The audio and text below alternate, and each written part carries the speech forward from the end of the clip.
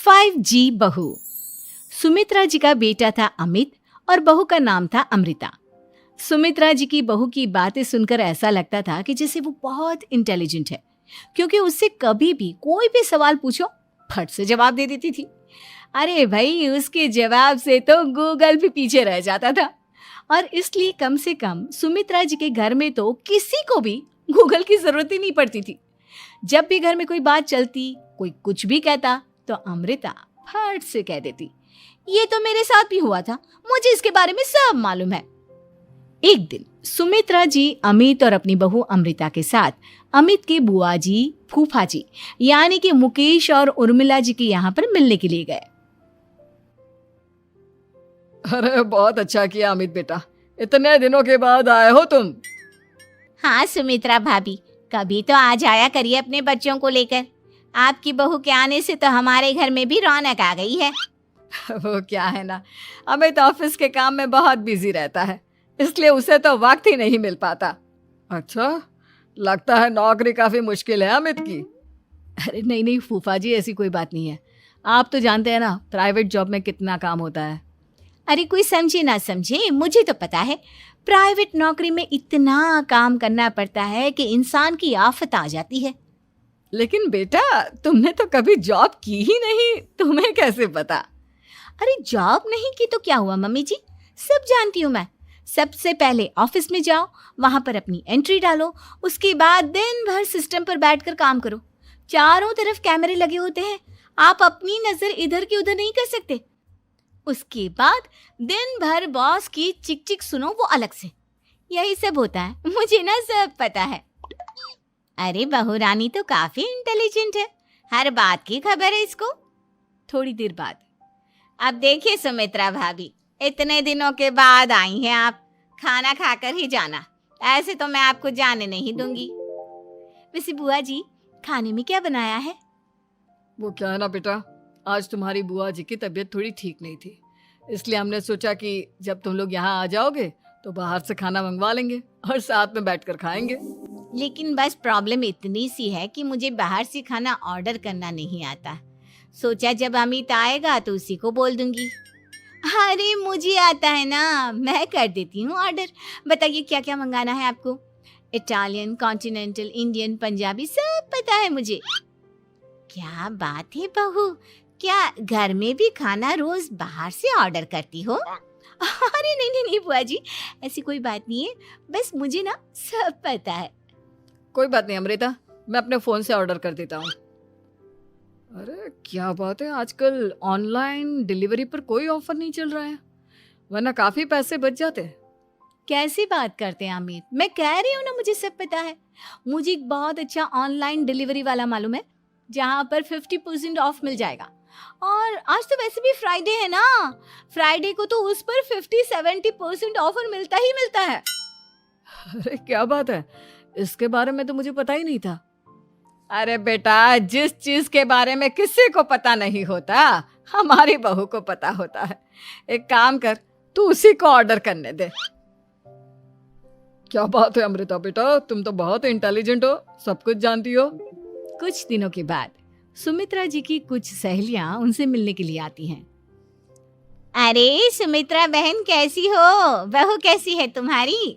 अरे पूछिए मत, बहुत इंटेलिजेंट है मेरी बहू, सब कुछ जानती है। क्या बात है, बहू के आने के बाद तो औरतें दुखी हो जाती है, लेकिन तुम तो बहुत खुश लग रही हो। वो क्या है ना, मेरी बहू है ही इतनी अच्छी। अरे तो बुलाओ ना, हमारे साथ बैठेगी, बातें करेंगी तो हमें भी अच्छा लगेगा। सुमित्रा जी अमृता को बाहर बुलाती हैं और उसके बाद सब लोग बातें करने लगते हैं। क्या बताऊं, कुछ दिनों से घुटनों में इतना दर्द हो रहा है कि चला भी नहीं जाता। अब बुढ़ापे में तो ये सब चलता ही रहता है, क्या कर सकते हैं। आंटी जी, आप योगा करिए, योगा और साथ में ना काले तिल खाया करिए, आपके घुटनों का दर्द भाग जाएगा। लेकिन तुमको ये सब कैसे पता बेटा? अरे मेरे भी घुटनों में दर्द होने लगा था, मैंने योगा किया और काले तिल के साथ गुड़ मिलाकर उनके लड्डू बनाकर खाए, एकदम ठीक हो गए हैं मेरे पैर। अमृता, ये तुम क्या कह रही हो? इतनी कम उम्र में तुम्हारे पैरों में दर्द कैसे हो सकता है? अरे मम्मी जी सच कह रही हूँ, एक बार अगर कोई ये नुस्खा अपना लेना बस मजा आ जाए। ठीक है बेटा, अगर तुम कहती हो तो मैं ये करके देखती हूँ। मुझे सब पता है आंटी जी, ये मेरे साथ हो चुका है, इसीलिए तो बता रही हूँ मैं आपको, ऐसे नहीं बताती किसी को। कुछ दिनों के बाद अमित अमृता को अपने दोस्तों के साथ घूमने के लिए ले जाता है। क्या यार, क्या जिंदगी हो गई है। सारा दिन ऑफिस का काम करते रहो, अपनी हेल्थ पर तो ध्यान ही नहीं दे सकते। अरे क्यों नहीं दे सकते अपनी हेल्थ पर ध्यान? सब दे सकते हैं, इंसान चाहे तो कुछ भी कर सकता है। क्या बात है भाभी, आप इतनी श्योरिटी के साथ कैसे कह सकती हैं? अरे आजकल ना एक से एक एप्लीकेशन है मार्केट में, और जानते हैं उसमें कुछ एक्सरसाइज तो ऐसी बताते हैं जिन्हें आप अपने ऑफिस में बैठे बैठे, मेरा मतलब लैपटॉप पर काम करते करते भी कर सकते हैं। अमृता, ऐसी एक्सरसाइज के बारे में तो मुझे भी नहीं पता था, तुम्हें कैसे मालूम? अरे मुझे सब पता है, हर चीज की खबर रखती हूँ मैं, जानते हैं ना आप। लेकिन ऐसी कौन सी एप्लीकेशन है और ऐसी कौन सी एक्सरसाइज है भाभी? एक मिनट, मैं आपको अपने मोबाइल में दिखाती हूँ। अरे वाकई में भाभी तो सही कह रही हैं। देखो यार, इसमें कितनी अच्छी एक्सरसाइज दिखाई गई है। अपनी चेयर पर बैठे बैठे एक्सरसाइज भी कर लो, काम भी और हेल्थ भी। वाह भाभी वाह, मजा आ गया। लेकिन अमृता, तुम्हें इस बारे में कैसे पता? अब मेरे साथ जो चीज हो चुकी है उसके बारे में तो मुझे पता होगा ही ना अमित। मतलब तुम कब ऑफिस में काम करने गई जो तुमने ऑफिस करते करते एक्सरसाइज की? मैं जो किचन में काम करती हूँ अमित, घर के काम, वो किसी ऑफिस के काम से काम है क्या? बस मैं भी वो सब करते करते इनमें से कुछ एक्सरसाइज ट्राई कर लेती हूँ, इसीलिए मुझे सब पता है। सही है यार, तुम तो बहुत इंटेलिजेंट हो। कुछ दिनों के बाद ये क्या है? एक दोस्त ने मेरे साथ एक मजाक किया है, लेकिन समझ में ही नहीं आ रहा। अरे बेटा, तो अमृता से पूछ लेना, उसके पास कोई ना कोई जवाब जरूर होगा। ठीक कहती है मम्मी जी, मैं सब जानती हूँ। लेकिन अमृता, ये थोड़ा मुश्किल है, सोच लो। मेरे लिए कुछ भी मुश्किल नहीं, दुनिया की कोई भी पहेली हो मैं चुटकी में सॉल्व कर लेती हूँ। अच्छा ठीक है, देखो मेरे दोस्त ने मुझे एक खाली पेपर दिया है और कहा है कि इस पर उसने मेरे लिए कुछ मैसेज लिखा है। अब एक बात बताओ यार, खाली पेपर पर, आई मीन जिस पर कुछ भी नहीं लिखा हुआ, उसे मैं कैसे पढ़कर बताऊं? अरे बस इतनी सी बात, इसे तो मैं चुटकियों में सॉल्व कर दूंगी अमित। लेकिन कैसे बहू? इस पेपर पर तो वाकई में कुछ नहीं लिखा हुआ, एकदम खाली पेपर है, कैसे, क्या पढ़ोगी तुम? अमित, एक छोटा सा काम करो, जल्दी से एक मोमबत्ती लेकर आओ। अरे बहू, पेपर में आग लगाने का इरादा है क्या? नहीं मम्मी जी, इस पेपर पर अमित के दोस्त का लिखा हुआ मैसेज पढ़ने का इरादा है। अमित कैंडल लेकर आता है। अब ना बस इस पेपर को धीरे धीरे कैंडल के ऊपर घुमाते रहो, देखना 2 ही मिनट में मैसेज आपकी आंखों के सामने होगा। अच्छा ठीक है, मैं ऐसा करके देखता हूँ। 2 मिनट के बाद, अरे वाकई में इस पर तो अक्षर बनने लगे, लेकिन ये हुआ कैसे? और अमृता, तुम्हें कैसे पता? बहुत सिंपल है मम्मी जी, अमित के दोस्त ने नींबू के रस से मैसेज लिखकर उसे सुखा दिया।